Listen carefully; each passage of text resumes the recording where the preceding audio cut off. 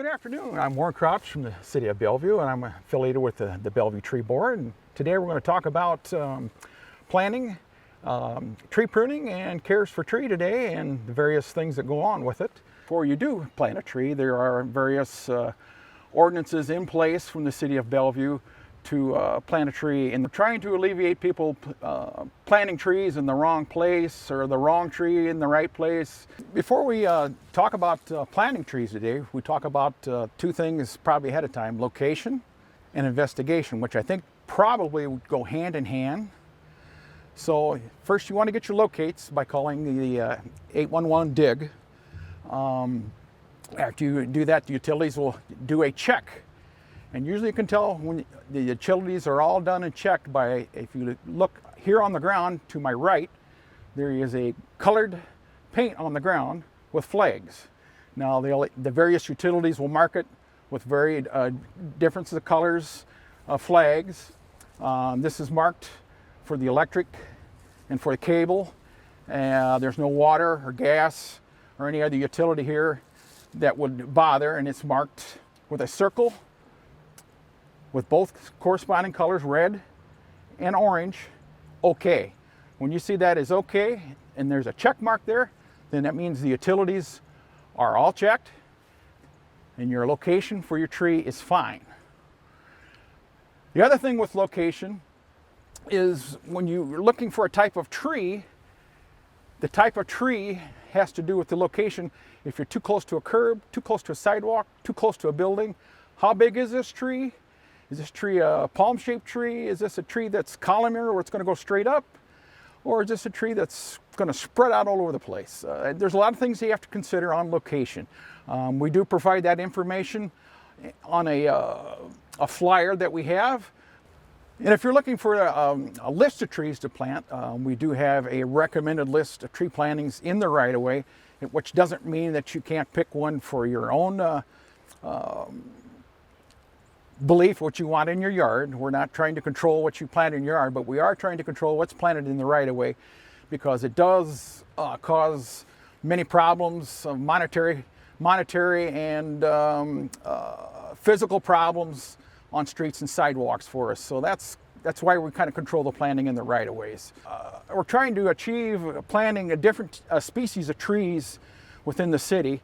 Right now we have probably a high density of maples and a high density of ash trees. And the ash trees, of course, everybody's seen in the news right now of the Amazon ash borer and the pest that's going through, and we're losing a vast volume of these trees.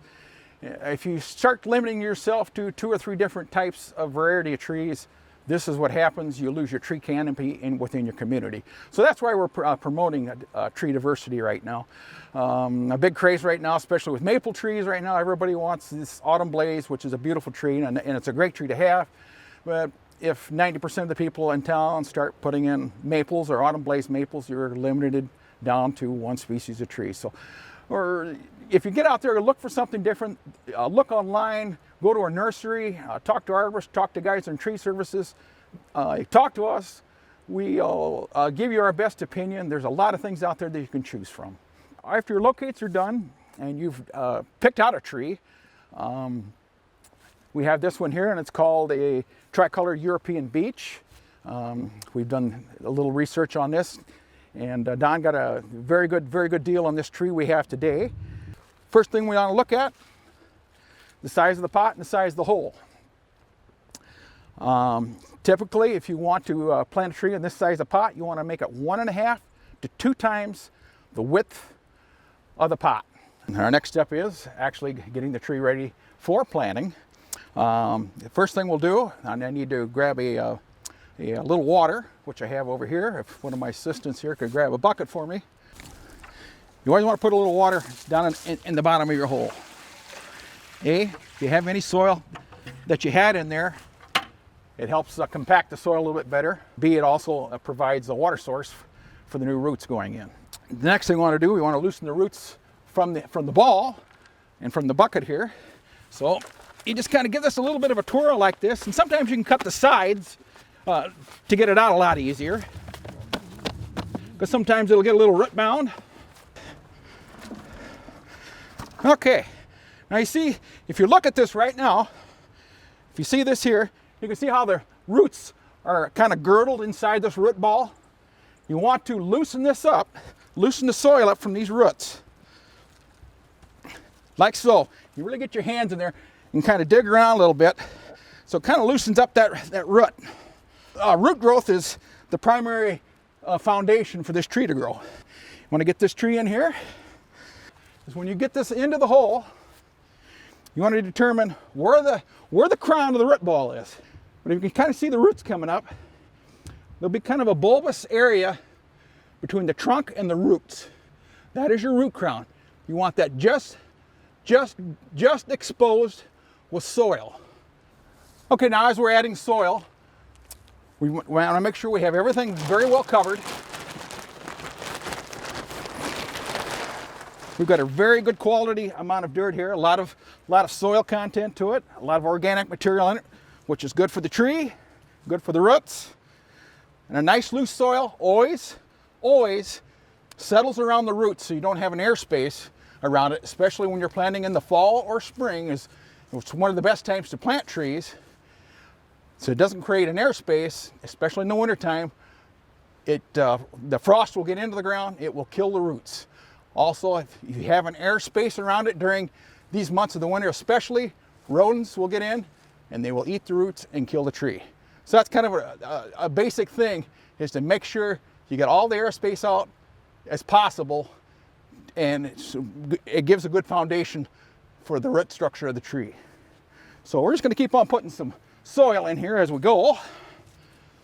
Now once we have the soil in the ground, determine also, make sure you have your root crown where you want it at. And kind of step back and look at your tree.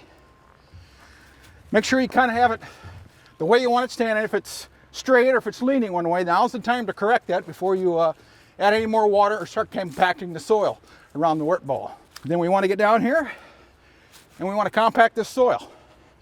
You can use your feet, use your hands. I love using my hands to get into. It works a lot better for me. Now we're working to compact the soil, and we're making the little dish around the tree here so you can hold water. And I think we can tell people that everybody pretty much knows that water is important for the tree. But the first 2 years, maybe even the first 3 years, water is very critical on a newly planted tree or a transplanted tree, especially in the summer months. And then depending on if the summer months are extremely dry, they'll have to probably be watered at a much more frequent pace.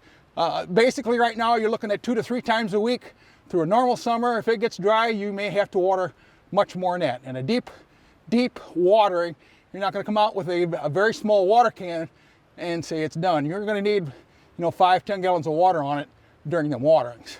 It's extremely important for the development of the tree. We have everything in, our tree's straight, soil's compacted. We're going to take a little additional water, probably about 2.5 gallon cans. So I'm watering with that right now. So I'll probably water this probably a little bit more after we get done here, but just demonstrating that you need to keep watering this. You don't want no air spaces, as we talked about before. Some people I've talked to about fertilizing. I'm not crazy about fertilizing a newly planted tree. You can kind of look online during your investigative work on your tree, or ask the person, the arborist you're buying the tree from, about fertilizing and when to fertilize. But typically I would say after the tree's planted, the first couple of years, do it in the spring months, and then whatever the arborist tells you after that. Now that we have our tree planted, another important aspect of trees is a lot of people do like a lot of grass around them, but right now, talking to the arborist, mulch is a great component. It protects the roots from freezing during the winter months. Also a soil conditioner, but the most important part, it insulates it during the winter time, retains moisture from the surface of the dirt in the summertime, because we have these hot, really dry summer months here in the Midwest. You want to keep that water, as much water on this root base as possible. So we got us a nice big bag of hardwood mulch here, and you can use any kind of type of hardwood mulch. Slide this around the tree, just as big as your hole. As the tree gets a little bit older, you will have to expand this mulch base. Typically, you want about anywhere from 3 to 4 inches of mulch around your tree. Creating a dish for water. Water is very important. You ain't gonna overwater it unless it's completely submerged or water standing around it. So keep watering it, and if you plant in the fall time, water till it freezes, till it actually will take into the dirt. After that, it really has no benefit. Kind of compact your edges around here, keep it in place. Also, we're actually down at Feldman Park today, and if you don't have any resources for either compost to either put inside for your root ball of your tree or mulch, a lot of times we do have it down here. It's free for the taking for the general public. You can come down anytime and take and make use of it. The other important thing is, if we're living here in Iowa and a lot of the smaller communities we do have, we have a lot of predation from deer, other types of animals and stuff. And probably we're next to a state park here at Feldman Park. Kind of a safeguard to have. They call these deer guards or rodent guards. It keeps the rabbits from actually getting into the bark of your tree here and ruining your tree. And once you start to expose this outer layer of the bark, it puts a lot of stress on the tree, and especially a young tree. It'll end up killing the tree, especially with deer the same way. They'll get up here with their antlers, they'll rub up against it. A lot of times we have to put a cage around the whole tree, because the deer will come in the wintertime and eat these buds off the ends of the tree. And we might end up having to do that. But this is a product you can usually buy. I think some of the chain stores do have it, but most of the time you'll have to go to a nursery to purchase these. They're very cheap, inexpensive. It's well worth your money. So you want to be very careful when you try to put this on, so you don't injure any of the bark. It's big enough to go around the tree. Make sure that it's big enough for the stock of the trunk of the tree, so it loosely fits around the tree, as so. As this tree grows, you have to make sure you get these taken off, because a lot of times I've seen this happen. People will sometimes even put some of this drainage tube around it so they don't weed eat around it and damage the bark. Well, they forget to take it off. It'll actually grow into the tree. So make sure as this tree grows, it gets close to around this material here. Get it off. You can see our backdrop of our beautiful park. At one time, all these trees are in kind of various disrepair, and it's things we've taken care of over the years. But if you've got any questions, you can contact City Hall, and they'll get a hold of us. Or if you want to contact us in person, ask us any questions. We're by means no experts, but we'll try to answer your questions. We can't find an answer, we'll go find somebody who can.